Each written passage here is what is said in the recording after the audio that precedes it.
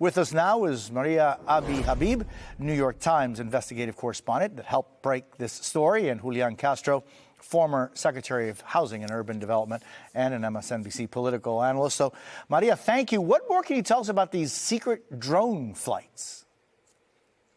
Thanks for having me. So this is a program that started under Biden. However, what everybody is saying is that it's been ramped up majorly. This was a program that was kind of more run by the Justice Department, and it seems like it's maybe being taken into the Pentagon's realm or the CIA's realm. And what this program is set out to do is to fly these surveillance drones over Mexican territory, looking for fentanyl labs. And traditionally, this has been an intelligence sharing program. So this information is passed from U.S. officials to their Mexican counterparts, and then used for things like arrests. This is a non-lethal program, we should probably say. So this is not something where, this is not like a Pakistan level, where we're seeing drones that are outfitted with missiles or other munitions that are tasked with killing whatever the target is. In Pakistan, that would be a terrorist leader, for instance. So these are not drones that are taking out fentanyl labs, but they're more to gather information and then to be passed on to America's counterparts in Mexico to then take out these fentanyl labs.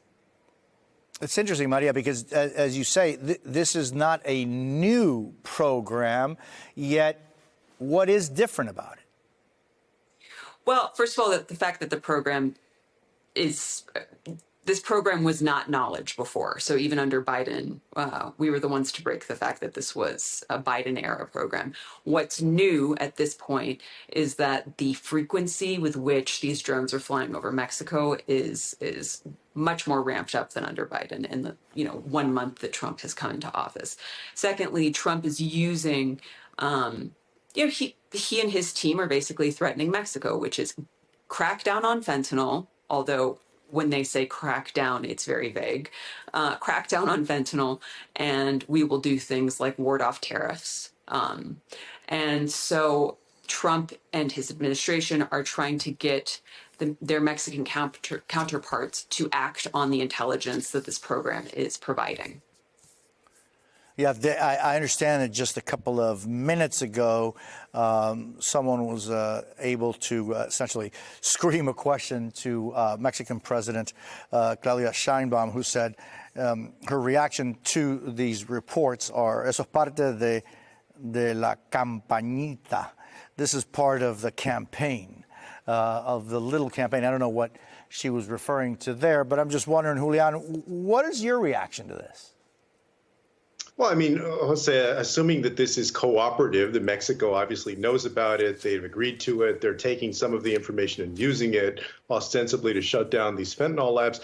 This is part of the constructive cooperation that can exist between two countries and does exist between the U.S. and Mexico. So apart from all of the bluster and the threats that you hear from Trump on immigration, the cooperation still does run underneath that surface. But as Maria points out, and kudos to her and her team at the New York Times for uncovering this, there is an implicit threat. This is moving in more to the Pentagon and a military-style operation. And what happens, for instance, if Trump decides to do something crazy, like actually go on offense and use a drone offensively on one of these supposed fentanyl labs, and Mexican civilians get killed? That's the kind of thing that I think we need to be concerned about. Hopefully that's not going to happen, and they're going to be able to get the information they need and shut down these fentanyl labs. But really quickly, just as a thought experiment, illegal guns coming from the U.S. into Mexico is a problem for Mexico. So let's say that Mexico flew its drones over Texas, for instance, and one day said, you know what, we think that illegal stash of weapons needs to be obliterated. And they used a drone offensively, and that killed U.S. civilians. That would be a huge problem between the United States and Mexico. With Trump at the helm, that's what I fear that you could face if he has a bad day or something. So you got to be careful here. It's very delicate.